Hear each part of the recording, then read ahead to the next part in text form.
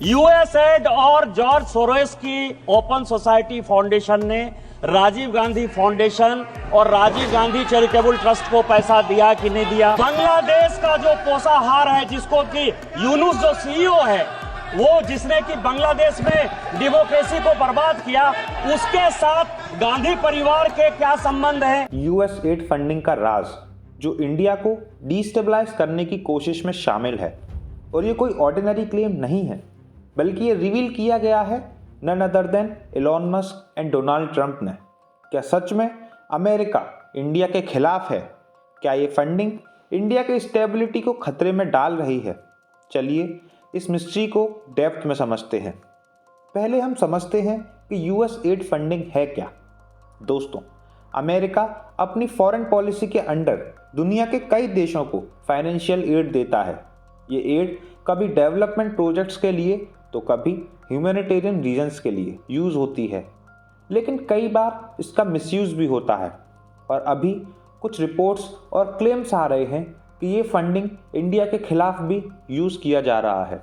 Elon Musk, जो कि Twitter अब एक्स के ओनर हैं, उन्होंने एक ट्वीट में हिंट दिया कि यूएस फंडिंग का यूज़ कुछ कंट्रीज़ को डिस्टेबलाइज करने के लिए किया जा रहा है।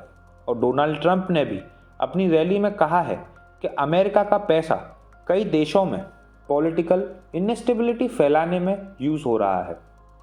क्या इंडिया भी इसका शिकार है? चलिए इसको डिटेल में समझते हैं। एलोन मस्क ने अपनी ट्वीट में कहा कि US funding is often used as a tool for geopolitical manipulation. उन्होंने डायरेक्टली इंडिया का नाम नहीं लिया, लेकिन उनकी बातों से ये ज़रूर लगा कि ये फंडिंग डेवलपिंग कंट्रीज़ को टारगेट कर रही है। और दोस्तों, इंडिया एक डेवलपिंग कंट्री है जो अपने आप को दुनिया में एक सुपर पावर के रूप में स्टेब्लिश कर रहा है। क्या ये पॉसिबल है कि अमेरिका इंडिया को रोकना चाहता है? क्या यूएस फंडिंग का यूज़ इंडिया में प्रोटेस्ट, राइट्स और पॉलिटिकल इनस्टेबिलिटी को बढ़ावा देने के लिए किया जा रहा है? सोशल मीडिया पर कई लोग ये क्लेम्स कर रहे हैं कि एनजीओज और एक्टिविस्ट्स जो इंडिया में काम कर रहे हैं, उनको यूएस फंडिंग मिलती है, और ये फंडिंग इंडिया के इंटरनल मैटर्स को इन्फ्लुएंस करने के लिए यूज़ होती है।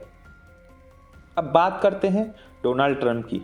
ट्रंप ने अपने रैली में कहा कि America is spending billions to establish nations that don't align with its interest. उन्होंने ये भी कहा कि ये फंडिंग कई देशों में रिजीम चेंज करने के लिए यूज़ की जा रही है। अगर हम इंडिया की बात करें तो इंडिया में रिसेंटली कई ऐसे डिसीजंस लिए गए जो अमेरिका को पसंद नहीं आए, जैसे कि रशिया से ऑयल इंपोर्ट करना या फिर ब्रिक्स कंट्रीज़ के साथ स्ट्रॉन्ग टाइज बनाना। क्या इसीलिए अमेरिका इंडिया को डिस्टेबलाइज करने की कोशिश कर रहा है? क्या ये फंडिंग इंडिया में एंटी गवर्नमेंट प्रोटेस्ट को फंड कर रही है? ये सवाल बहुत ही इम्पोर्टेंट है। अब हम देखते हैं कि करंट न्यूज़ क्या कह रही है। दोस्तों, कुछ रिपोर्ट्स के अकॉर्डिंग यूएस फंडेड एनजीओज और थिंक टैंक्स इंडिया में काम कर रहे हैं। इनका काम है इंडिया में सोशल, पॉलिटिकल और इकोनॉमिक इश्यूज़ को हाईलाइट करना, लेकिन कई बार ये इश्यूज़ एग्जिगरेट होते हैं और इनकी वजह से पॉलिटिकल अनरेस्ट फैलता है। फॉर एग्जाम्पल, फार्मर प्रोटेस्ट के टाइम पर कई रिपोर्ट्स आई थी कि फॉरेन फंडिंग का यूज़ किया जा रहा था प्रोटेस्ट को बढ़ावा देने के लिए। और अभी भी कई ऐसे ऑर्गेनाइजेशंस हैं जो इंडिया में काम कर रहे हैं और उनको यूएस से फंडिंग मिलती है। क्या ये फंडिंग न्यूट्रल है या इसका कोई हिडन एजेंडा है? क्योंकि बांग्लादेश और नेपाल में भी यूएस एड का रोल बहुत बड़ा रहा है। बांग्लादेश की हालत अब खराब हो चुकी है और नेपाल में भी यूएस एड के थ्रू सरकार को इन्फ्लुएंस करने की कोशिश की गई। इंडिया ने हमेशा से ही फॉरेन इंटरफेरेंस को सीरियसली लिया है। मोदी गवर्नमेंट ने एफसीआरए, जो कि फॉरेन कंट्रीब्यूशन रेगुलेशन एक्ट, को स्ट्रिक्ट किया ताकि ये इंश्योर किया जा सके कि फॉरेन फंडिंग का मिसयूज़ ना हो। लेकिन क्या ये काफ़ी है? दोस्तों, अगर एलोन मस्क और डोनाल्ड ट्रंप के क्लेम्स सच हैं तो एक बहुत ही सीरियस मैटर है। इंडिया एक सॉवरेन कंट्री है और किसी भी देश का ये हक नहीं है कि वो दूसरे देश के इंटरनल मैटर्स में इंटरफेयर करे। अगर अमेरिका सच में इंडिया को डिस्टेबलाइज करने की कोशिश कर रहा है तो ये इंडिया यूएस रिलेशंस को बहुत ही नेगेटिवली इम्पैक्ट करेगा। अब सवाल ये है कि इंडिया को क्या करना चाहिए। पहला स्टेप तो ये है कि हमें अपने इंटरनल सिक्योरिटी को और स्ट्रॉन्ग करना होगा। एनजीओज और ऑर्गेनाइजेशंस जो फॉरेन फंडिंग लेते हैं उनको प्रॉपरली मॉनिटर करना होगा एंड स्ट्रिक्ट एक्शंस लेना होगा।